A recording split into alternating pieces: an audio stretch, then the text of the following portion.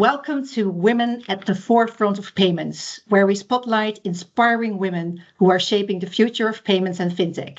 And through these conversations, we explore their journeys, challenges, and insights on driving diversity, inclusivity, and innovation in the industry.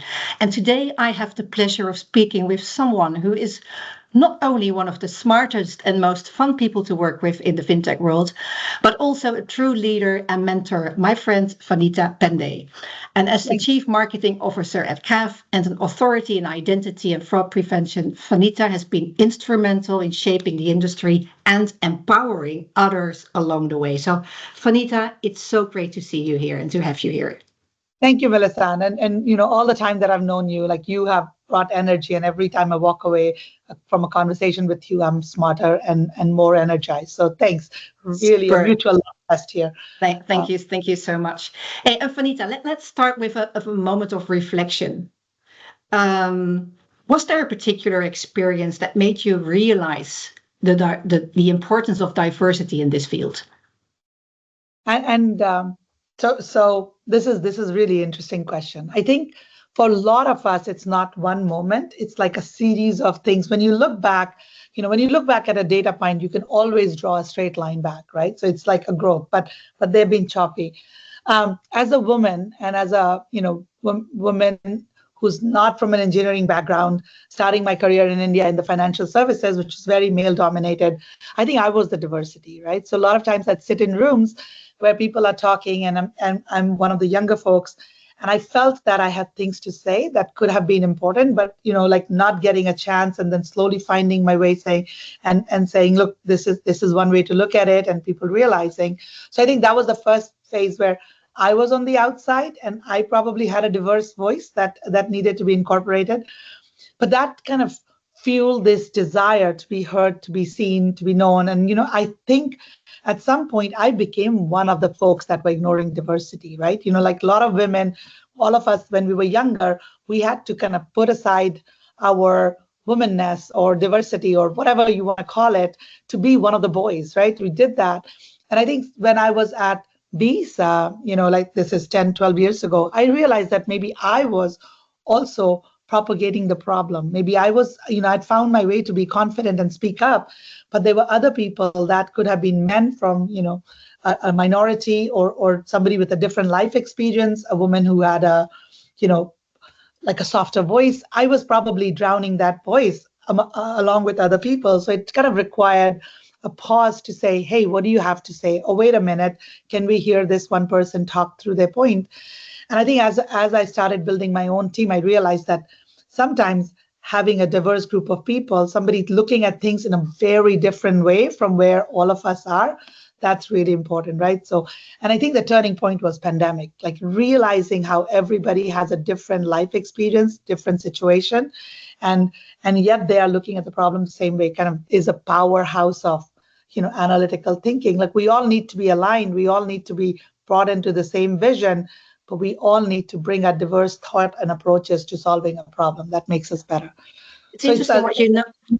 Sorry. It's an interesting journey there, but also the fact that you say the pandemic was sort of a moment that you realize that everyone is living so different lives. Was it sort of that insights in people's personal life that made you realize that, or what was the exact?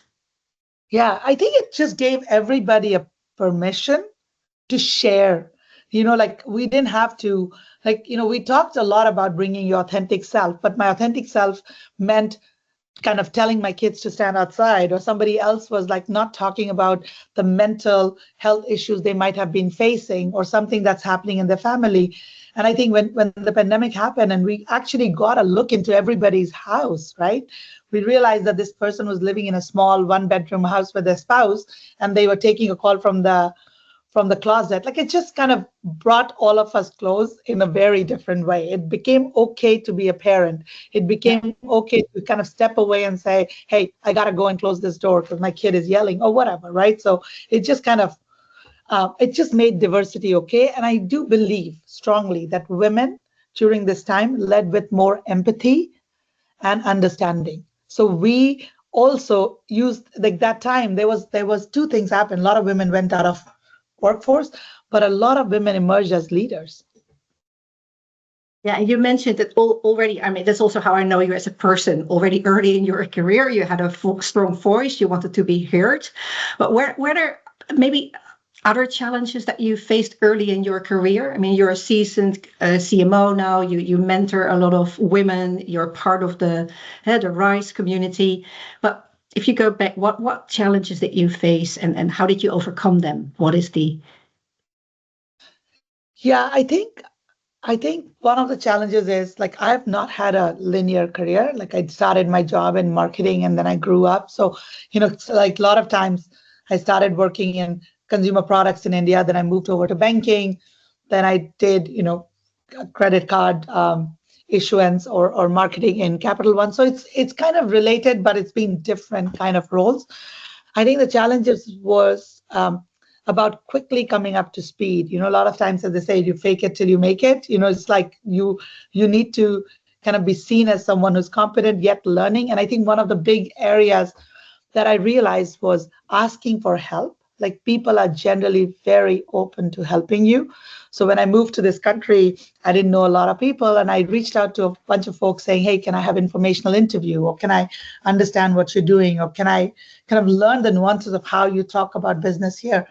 And a lot of people said no, didn't respond, but a lot of people said yes. So building that network of people that you can rely on, being okay with saying, "I don't know, can you help me figure it out?" Or, "I'm sorry, I think I'm wrong. You're right. How do we move past it?" I think that humility, that ability to say, like not being okay with not being the smartest person, not being someone that knows everything is really powerful. Yeah, I really like that advice. So it's reaching out and just saying, "Hey, I want to understand this better. Help me." And indeed, Yeah. people are absolutely, lots of people are willing to help, instead of just sitting there with your imposter syndrome that you won't understand or you can't do that. Idiots don't have imposter syndrome. I think the fact that someone has an imposter syndrome is a really good thing. That means you're smarter than you give yourself credit for, right? Because I I did my undergrad in physics, and my first year I really bombed it. Like I'm so glad that there were no smartphones at that time. And I remember that I was very confident when I walked into the test room because I knew nothing. So I knew that it was going to be a really bad 3 hours of my life because I had no clue what I was going to write about. So I think you're confident when you know nothing or when you know everything. And in today's world, it's very hard to know everything. So everybody's going to have the butterflies. Be comfortable with it, sit in it, challenge it to your own benefit. Especially in this industry that is pretty complex. You can't know everything. I mean, you have to continue ask, like, how does it work? How does it really work? Because you don't have all these details, and sometimes you really need that to grasp like what's happening here. Absolutely. Hey, and what advice would you give women that are navigating the workspace? We talk a lot about this, and I always love your example about weaponizing incompetence. Maybe you can tell a bit about this concept and how you see that. So I came across this term. It's not my own, I came across this term, and it's about family dynamic. And I think, a lot of us, we need to, like Sheryl Sandberg said, or some of the women leaders have said that what happens in your family, the person you marry, the person you're with, is a big career decision because they also impact, right? So it started on the family front where there's weaponized incompetence, where a lot of times the significant other would say, "I don't know how to do this. Can you do this?" So it's not like they don't know how to do it. And then I hear women say it's easier for me to do it myself than to tell someone, right? So you combine that with the fact that you go further together. If you want to go fast, go alone. If you want to go far, go together. So I think, bringing everybody along is a big aspect of it. But one thing that happens a lot in work environment is a lot of the free labor falls on the women in the team. So is it organizing birthday, booking a restaurant, a team activity, and all of those things? And while there's an argument to be made that women are naturally maybe wired, like I have missed that gene probably, but they're wired to be more softer and caring and bringing folks together and organizing amazing parties, or being the one to cut the cake in a clean manner. Nobody wants me to cut a cake, even if it's my own birthday cake. So I think the whole key is, a lot of times you see, I was in an event a few weeks ago, and after the session ended, the social activity, I saw the men walk away, and the women in the team, however senior they were just picking up the cups, right? And I had to stop them and say, no, let's go inside and announce that everybody needs to clean up after them. Because what happens is these small things, right? There's a birthday party. I've organized the birthday party. The men have shown up, and then I'm the one running around making sure everything is okay. Whereas there's that networking opportunity that I'm not able to make use of. But if it was a collective exercise where everybody has pitched in and had their own roles to play, then everybody would get the same time to network or enjoy. So I think a lot of career growth happens in non-work settings as well. The networking and it is important for us to be aware of it's good to be the team player that brings everybody together, but use this to showcase your leadership. Use this to showcase the ability to delegate to some of your men colleagues and asking them to do things rather than just asking folks. Yeah. So that's what I mean by that. Great example. And you started your answer with the families and your spouse. And I was wondering, because you come from a family of women, you have 2 daughters. I have 3 daughters. So how do you prepare your girls to their future? So one of the things, like I am one of 3 girls too. So I think we joke that in my family we only produce women.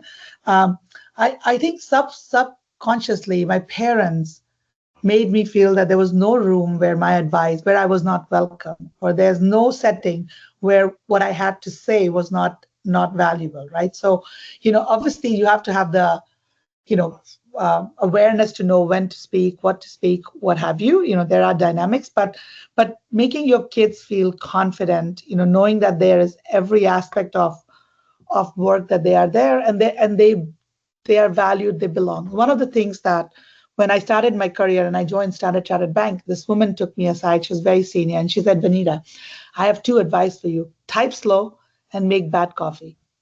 And then I didn't realize it, but what I realized was in a group setting, the women were expected to make the coffee.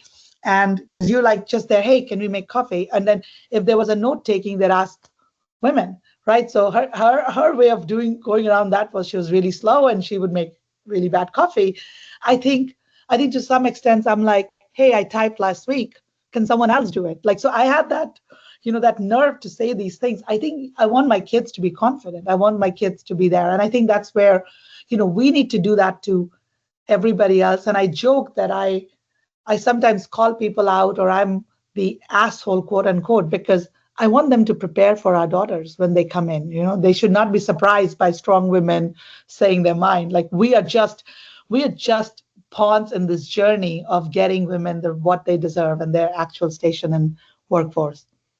What a great way to end this interview, Vanita. Thank you so much for your insights, for your energy, and also for sharing your experience with us. It's been an absolute pleasure. And for all of you there, thanks for tuning in. If you enjoyed this conversation, stay tuned for more inspiring stories in women at the forefront of payments. So until next time, thank you. Thanks, Melissa.